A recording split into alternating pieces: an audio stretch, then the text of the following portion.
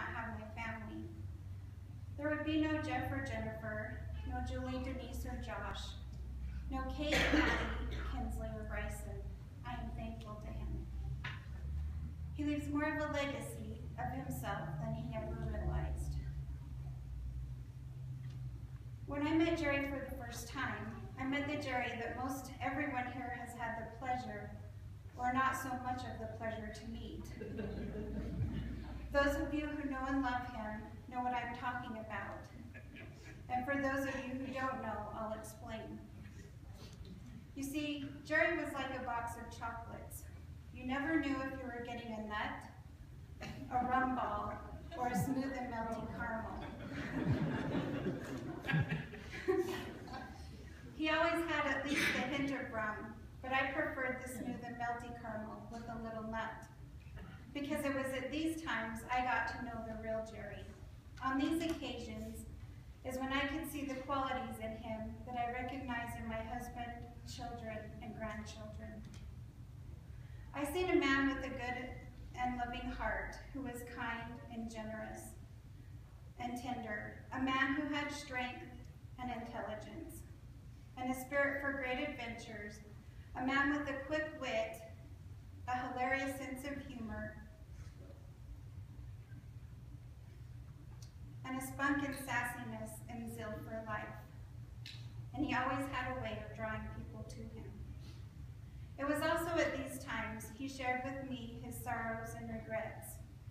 I wrote a poem that shares some of the thoughts and feelings that he shared with me, and I'd like to share them with you. I did not always live my life how I meant for it to be. I've been hiding in dark shadows so no one would ever see. I would have rather been on adventures with my son and have my daughter near to me, to know my grandchildren better and bounce them on my knee. I just never found the strength and courage to ever be set free. I missed out on the yesterdays and tomorrows I could not find. This thing, it had its grip on me and has left me in a bind. I truly love my family. I fear I've let them down, but how can I make it up to them? I cannot bear to see them frown.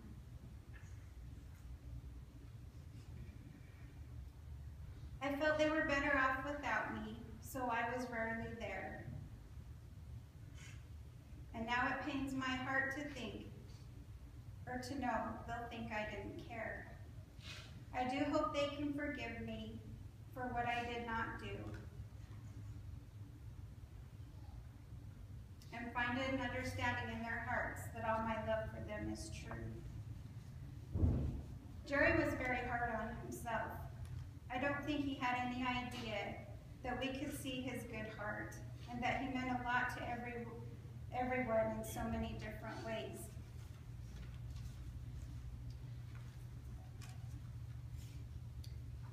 In closing, I would have 3 wishes for Jerry. 1, that he knows how much he is loved and will be missed.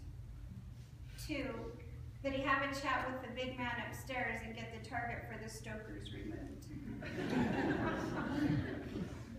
And 3, that he knows his true legacy is alive and will live on, and that his fear of leaving nothing left behind of himself to remember was unfounded.